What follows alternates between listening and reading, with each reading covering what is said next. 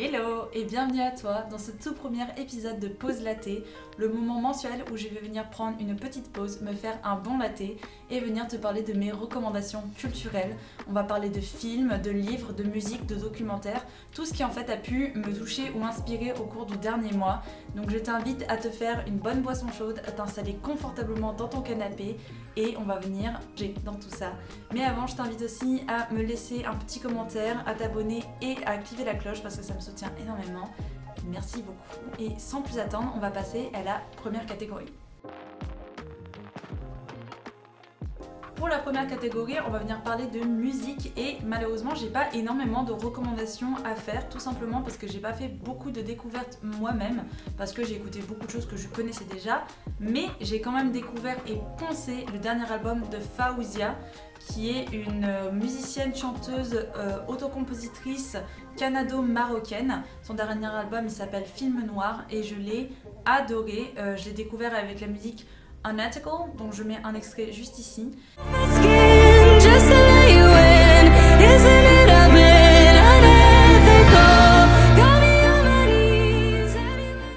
Et je saurais pas décrire le genre de musique, mais sur internet ils disent que c'est de la pop. Mais perso, je sais pas trop c'est quoi la différence entre de l'indie pop, de la folk, de la pop. Enfin, c'est pas vraiment mon domaine tout ça, donc j'y connais rien. Mais je t'invite à me laisser en commentaire ce que c'est, si toi tu t'y connais. Comme ça on apprend tous ensemble. Et j'ai vraiment adoré l'album. Et pour vous décrire du coup la vibe un petit peu, vu que je sais pas trop c'est quoi le genre, je dirais vraiment que c'est de la musique un peu drama, main character moment, girl power. Enfin c'est vraiment comme ça que ça m'a fait sentir. C'est vraiment le genre de musique que t'écoutes sous ta douche et tu t'imagines tout le clip, t'es vraiment plongé dedans, t'y vas à fond. Et j'ai vraiment beaucoup apprécié. Et j'ai aussi bien aimé la patte artistique qu'il y avait derrière parce que sa pochette d'album est en noir et blanc, les clips sont tournés en noir et blanc, les motifs sont vraiment sympas, j'ai vraiment aimé toute la direction artistique juste derrière.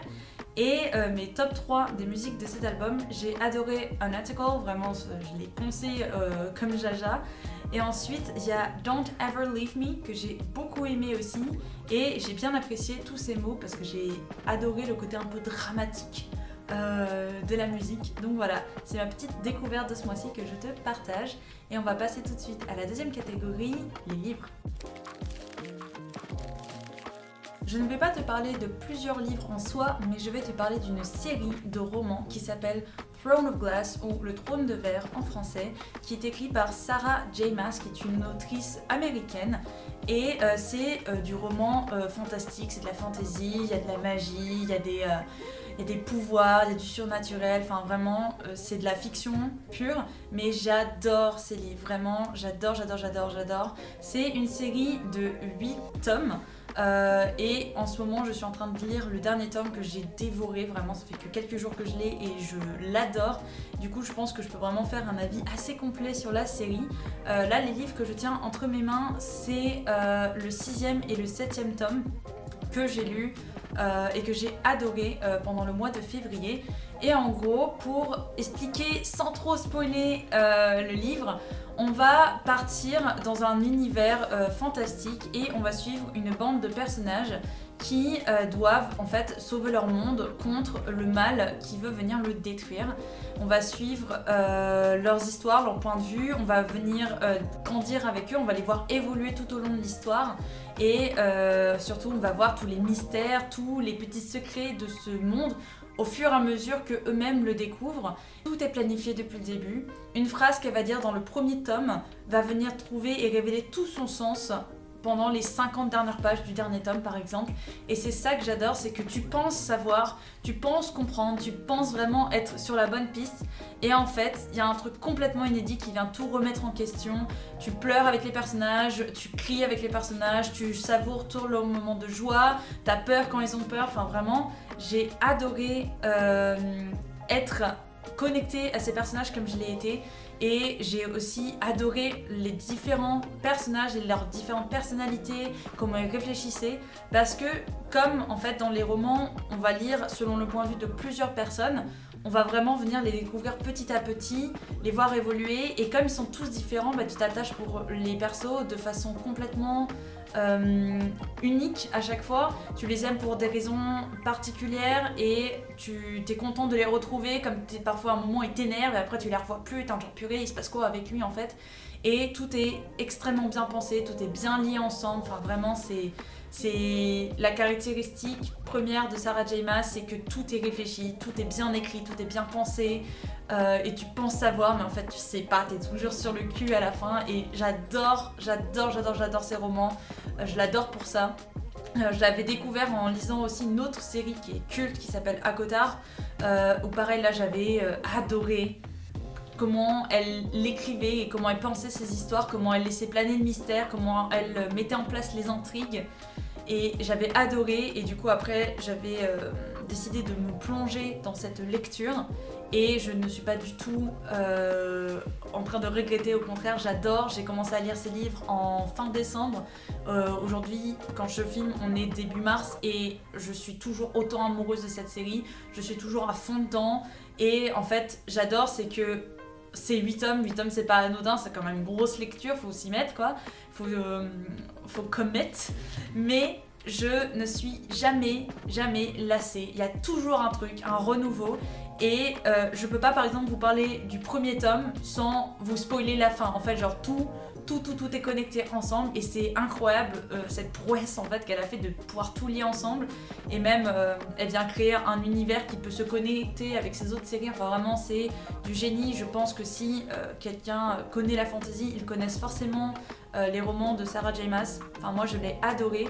Et ce que j'ai particulièrement aimé avec cette série, c'est que non seulement on va voyager à travers différents points de vue des personnages, tout en restant sur le point de vue extérieur. Donc en gros c'est comme si quelqu'un regardait la scène et vient nous décrire ce qui se passe, mais à travers différents endroits de la map selon où se trouvent les personnages. Un peu comme si vous voyez dans Game of Thrones, on va suivre une intrigue principale mais selon le point de vue de plusieurs personnes dans différents endroits de Westeros, et c'est vraiment la vibe que j'ai ressentie dans ces livres là.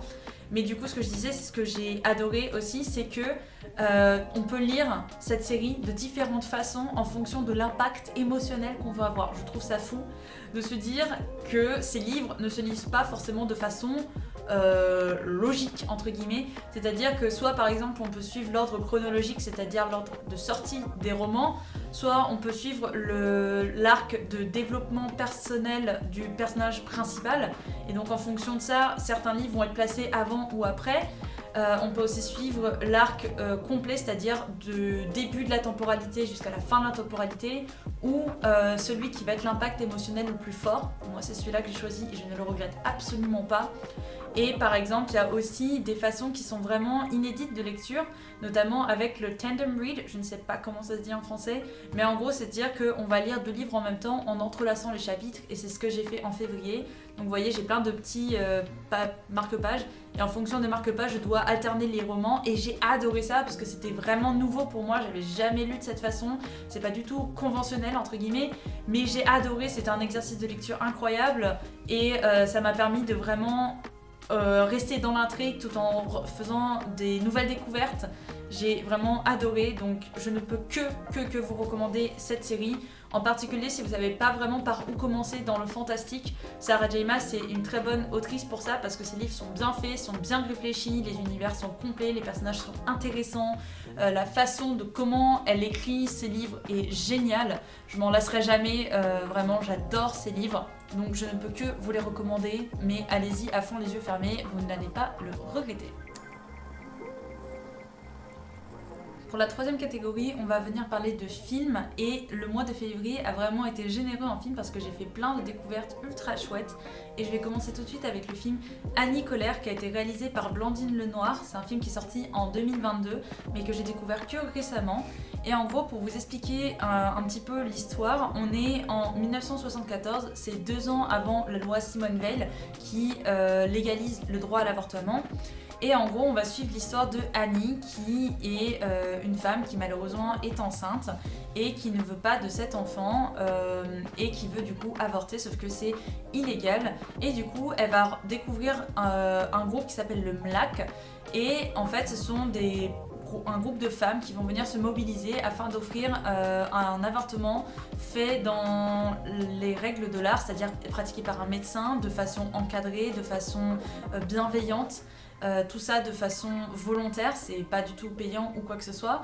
Et du coup, Annie va venir découvrir ce groupe, elle va venir les rejoindre et ensemble elles vont lutter pour justement le droit à l'avortement, pour mettre de la visibilité sur la situation et pour venir aider des centaines et des centaines et des centaines de femmes. Et j'ai été très surprise par le parti pris du film. Pourquoi ? Parce que souvent, quand on entend film de l'avortement, enfin qui parle d'avortement, on va souvent avoir un film qui va être assez dur, assez frontal, assez grave pour montrer que justement c'est pas un acte anodin. Personne n'a recours à un avortement de façon volontaire. Enfin, c'est pas on est là en mode allez, super, lundi 12h j'ai avortement, je suis trop contente. Non, c'est pas un acte anodin, il n'est pas pratiqué par le plaisir mais par nécessité. Et souvent, la vision que j'avais des films qui parlent de l'avortement, c'est que souvent ils viennent prendre le parti pris et de montrer que c'est quelque chose de lourd, de difficile pour la femme, que c'est compliqué, que c'était une situation où il y a beaucoup de femmes qui se sont battues. Et bien sûr, toute cette réalité, elle est vraie et elle a existé et elle existe encore aujourd'hui pour des centaines de femmes dans des millions de pays. Mais ce que j'ai bien aimé en fait dans ce parti pris qu'a pris le film, c'est que c'était très rafraîchissant, c'est qu'au lieu de montrer le côté juste un peu négatif, dur, triste de l'avortement, ils ont montré un axe plus de douceur, de poésie, de fraîcheur. Ils ont montré que certes, c'est un acte pas anodin, c'est un acte qui est très dur pour certaines personnes, mais aussi ils ont montré tout le côté positif de l'avortement, le côté à quel point ça pouvait faire du bien à certaines femmes, à quel point ça pouvait les soulager, les sauver, à quel point c'était important de le faire dans des bonnes conditions, que ça pouvait aussi être fait de façon très douce, que c'est fait dans la douceur, dans l'accompagnement, et que quand on est bien encadré, que quand on a une bonne équipe qui est pédagogue, qui va venir prendre soin de nous, de nos émotions, de nos besoins, ça peut être très bien fait et ça n'enlève pas tout le côté un peu difficile, lourd mentalement de pratiquer un avortement, mais ça va apporter justement un espèce de baume dessus et de montrer que certes c'est compliqué, mais c'est nécessaire parce que tout le bien qu'on en tire derrière, il est important. Ça montre aussi la solidarité entre femmes, ça montre la situation à l'époque sans forcément montrer que c'était sanglant et que c'était la guerre, mais que c'était même un acte anodin de juste parler d'avortement, c'était important et ça pouvait être fait de façon très neutre. Enfin, pas neutre, mais très douce. C'était pas obligé de tu parles d'avortement et ça y est, c'est branle-bas de combat, qu'il y a des hommes qui étaient d'accord, qui le voulaient, qu'il y a des femmes qui se battent, qu'il y a des femmes qui se battent pour l'avortement, qu'il y a des médecins qui l'ont pratiqué même quand c'était légal. Enfin, vraiment, j'ai apprécié ce côté fraîcheur, œil nouveau qu'il y a eu sur l'avortement parce que ça m'a permis de le voir en plus que juste c'est compliqué, c'est un acte qui est dur pour la femme parce que oui ça l'est, mais quand c'est fait dans les bonnes conditions, quand c'est fait avec une bonne équipe, ça peut très bien se passer et c'est primordial que ça se passe comme ça parce que c'est important et que même si c'est légal, les femmes continueront de pratiquer l'avortement et que c'est ça, je sais pas, en fait ça m'a apaisée par rapport à l'avortement parce que moi en tant que femme, je suis terrifiée du jour où je pourrais être enceinte, ne pas vouloir cet enfant pour plein de raisons et que je vais pratiquer un avortement et de juste partir avec cet imaginaire que je vais revenir en pleurs, que je vais détester l'expérience mais que ça va être nécessaire, etc. Enfin vraiment ça m'a apaisée par rapport à ça, j'ai vraiment apprécié le film pour ça. Donc voilà, je peux que aller vous le recommander. Ça parle d'un sujet qui est difficile mais ça en parle avec légèreté sans pour autant enlever le sérieux de la situation. Et j'ai vraiment beaucoup aimé, en plus j'aime bien les décors, j'ai bien aimé la colorimétrie, donc vraiment je vous le recommande, c'est un très bon film. Le but de notre action, c'est de dire haut et fort que les femmes avortent. Comment tu t'appelles ? Annie, j'ai 2 enfants. Est-ce que t'as déjà avorté ? Une fois. C'était avec quoi ? Des aiguilles à tricoter. Tu veux le garder, c'est ça ? Mon mari dit que c'est pas possible. Jusque-là, c'est les hommes qui ont le pouvoir de décider de nous mettre enceintes ou non. Alors si c'est nous, les femmes, qui pouvons choisir, et c'est la révolution. Ensuite, le deuxième film que j'ai vu qui pareil est très connu, c'est Everything, Everywhere, All at Once, qui lui aussi est sorti en 2022.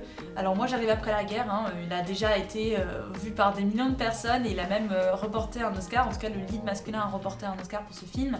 Mais moi je l'ai regardé pour la première fois en février et j'ai adoré le film. It does not look good.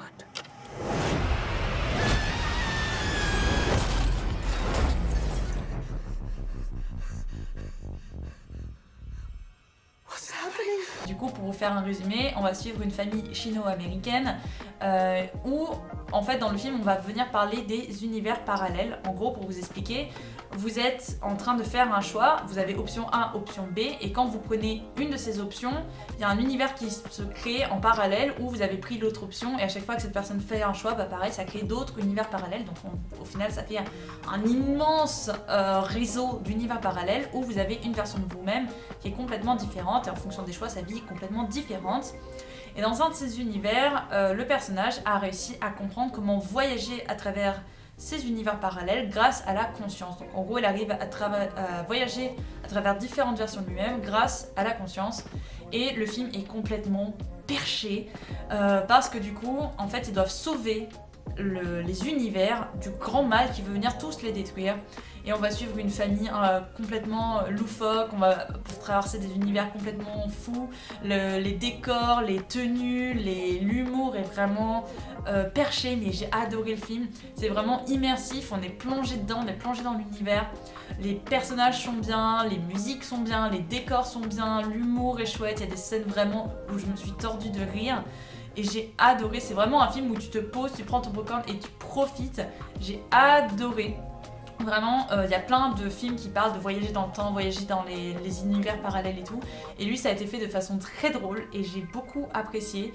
Donc vraiment, je recommande Everything, Everywhere, All at Once. C'est un film incroyable, vraiment drôle, perché comme il faut, mais il est génial. Et enfin, en film, mais c'est pas vraiment un film, mais moi j'ai regardé les spectacles de Roman Frécinet. En fait, j'ai regardé les diffusions qui sont disponibles gratuitement sur YouTube, sur Click TV. J'ai regardé son premier spectacle, Alors, qui était sorti en 2019, je crois. Et le deuxième spectacle qu'il a fait qui s'appelle Au-dedans, et je les ai re-regardés et vraiment j'adore l'humour de Roman Frécinet parce que c'est un gars qui est sans chichi, qui joue bien avec ses mots, qui a de l'autodérision, qui va parler de la nature humaine, qui vraiment tu t'installes, tu rigoles, c'est chouette, tu profites, ça te fait rire, ça te fait prendre conscience de certaines choses mais avec humour. Donc vraiment j'aime beaucoup ces spectacles et en plus c'est gratuit, donc je peux que vous recommander d'aller regarder et aussi d'aller soutenir des artistes en salle quand vous le pouvez. Donc vraiment Roman Frécinet, j'adore son humour et re-regarder les diffusions des spectacles des artistes, c'est un de mes trucs préférés. Vraiment quand ça va pas, je peux que vous conseiller un truc, regardez des humoristes, c'est à se tordre de rire, ça tout de suite ça te fait du bien. Pareil sur YouTube, il y a quelqu'un qui s'appelle Verino, je pense que j'ai pas forcément besoin de vous le présenter, mais si vous connaissez pas, c'est un humoriste qui en fait lui, il va faire des blagues autour de l'actualité et du coup bah, ça te permet un petit peu d'avoir un regard un peu marrant sur ce qui se passe autour du monde, ça te permet aussi de te faire un peu du bien, de le voir un peu plus avec légèreté et du coup je peux que le vous recommander, il sort un épisode tous les vendredis je crois, donc vraiment c'est cool, ça te fait changer d'esprit. Mais du coup pour revenir à mes moutons, donc ouais j'ai re-regardé les rediffusions du spectacle de Roman Frécinet que j'ai adoré. Il parle de lui, il parle de la vie, des autres, de la société, enfin vraiment c'est juste super drôle, allez-y les yeux fermés, vous allez passer un bon moment, je vous le jure. On va passer à la dernière catégorie, les documentaires. Les documentaires, j'en ai deux à vous conseiller. Le premier, c'est High School Radical. C'est un documentaire Arte qui est disponible gratuitement sur YouTube où en fait on va suivre Max qui est youtubeur il me semble et en gros il a fait un an d'échange aux États-Unis à Oklahoma. Et là-bas, du coup, il s'est fait des amitiés, il a été en famille d'accueil, il a vraiment créé sa petite vie là-bas, puis ensuite il est parti. Et au moment des dernières élections, il a vu un peu que ses amis des États-Unis commençait à être un peu trumpiste, à soutenir ce candidat, etc. Et du coup, il s'est posé la question de comment ces personnes qu'il connaissait, qui pensaient connaître et être amis avec eux, avaient pu devenir trumpistes. Et du coup, il retourne aux États-Unis pour voir comment ça se passe dans le pays au moment des élections, comment ces personnes qu'il connaissait sont devenues trumpistes, etc. Et en fait, ça se regarde ultra bien. Moi, je les ai enchaînés en une soirée, j'ai pas vu le temps passer. C'est côté documentaire vlog. Que j'ai vraiment apprécié. En fait, j'ai trouvé ça super, c'est que c'est quelqu'un qui connaît ces personnes, qui connaît l'endroit, qui y retourne. Du coup, c'est très personnel, c'est pas trop documentaire à la CNews ou etc. que j'aime pas trop. C'est vraiment un avis honnête et brut. Que j'ai beaucoup apprécié. Et en gros, ce que j'ai particulièrement aimé dans le documentaire, c'est que ça m'a apporté une vue 360 de la situation, parce que je suis pas aux États-Unis. La seule chose que je vois de ce qui se passe, c'est ce que les réseaux racontent, c'est ce que les news racontent. Et du coup, parfois, on voit le côté que exagéré, le côté extrapolé, etc. Que nous donne la télé, pardon. Et du coup, parfois, j'avoue qu'on peut se faire un jugement, mais on connaît pas forcément. Et en fait, j'ai apprécié qu'il donne un côté aussi, il parle pas que du côté trumpiste, il parle aussi des autres candidats, des autres supporters, etc. Et du coup, j'ai bien apprécié de voir les deux. C'est pas parce qu'il y a un extrême d'un côté qu'il n'y a pas un extrême de l'autre, qu'il n'y a pas des personnes qui sont au centre. Et vraiment, j'ai apprécié aussi de voir comment les personnes réfléchissaient. Il y a des moments, parfois, oui, je pouvais pas, j'étais là en disant mais comment ça, attends je comprends pas et tout. Il y a des moments où je me suis énervée sur mon canapé à me dire mais je comprends pas, c'est complètement con. Et il y a d'autres moments où vraiment j'étais surprise, où j'étais en disant ah ok d'accord, je vois un peu plus. Ça m'a vraiment apporté un côté beaucoup plus neutre à la situation, où ça m'a apporté plus d'éléments, parce que je considère que dans un débat tu ne peux pas vouloir que quelqu'un adhère à ton côté sans essayer de le comprendre. Et tu dois être ouvert d'esprit, tu dois essayer de comprendre ce qui se passe. Ça veut pas dire que tu es d'accord avec, mais tu dois essayer de comprendre pour juste avoir une situation beaucoup plus large, et tu peux mieux développer ta propre pensée. Tu peux pas juste rester de ton côté, tu dois t'ouvrir aux autres. Et du coup, j'ai apprécié que ce documentaire m'a permis de le faire. Ça m'a permis de voir une situation qui était certes parfois extrême, parfois moins extrême, que ce soit des deux côtés. J'ai pu voir comment ça se passait, comment les gens réfléchissaient. Et du coup, j'ai vraiment apprécié le point de vue aussi que Max apporte, vu que c'est des personnes et des endroits qu'il connaît. Et franchement, ça se regarde très très très bien. Je vous le conseille vivement. Je crois que c'est 4 épisodes de 24-30 minutes chacun. Donc je peux que vous le conseiller. C'est politique sans être trop difficile à comprendre. C'est humain, ça te permet d'avoir une ouverture d'esprit et de comprendre un petit peu plus cette situation, en tout cas au moment des élections, comment ça se passait à ce moment-là. Et donc vraiment j'ai apprécié énormément. Et je peux que vous le recommander, et c'est disponible gratuitement sur YouTube, donc franchement allez-y, foncez.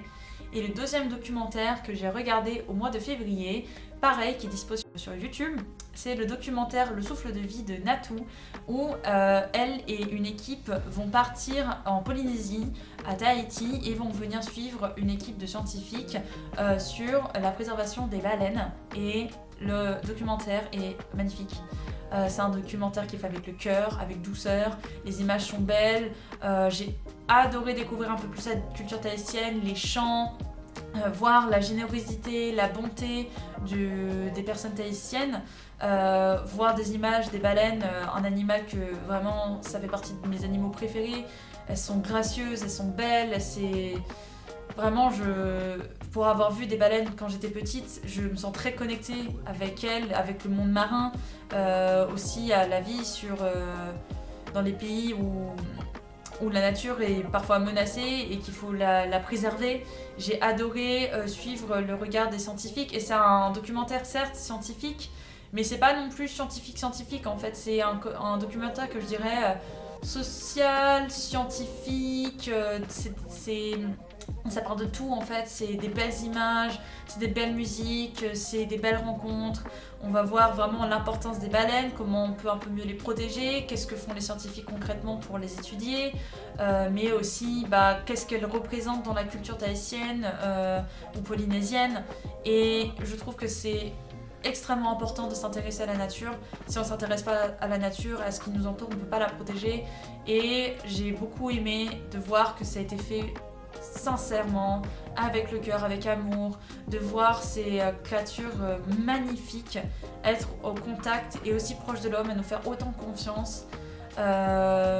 Et voir que malgré tout ça reste des animaux imposants qui sont extrêmement importants. Enfin vraiment j'ai adoré le documentaire, ça se regarde pareil ultra facilement, c'est super chouette, moi j'ai pleuré à la fin, enfin vraiment j'ai beaucoup apprécié le documentaire de Natou, donc bravo à elle et à son équipe parce qu'ils l'ont fait en un mois il me semble, donc vraiment c'était super chouette.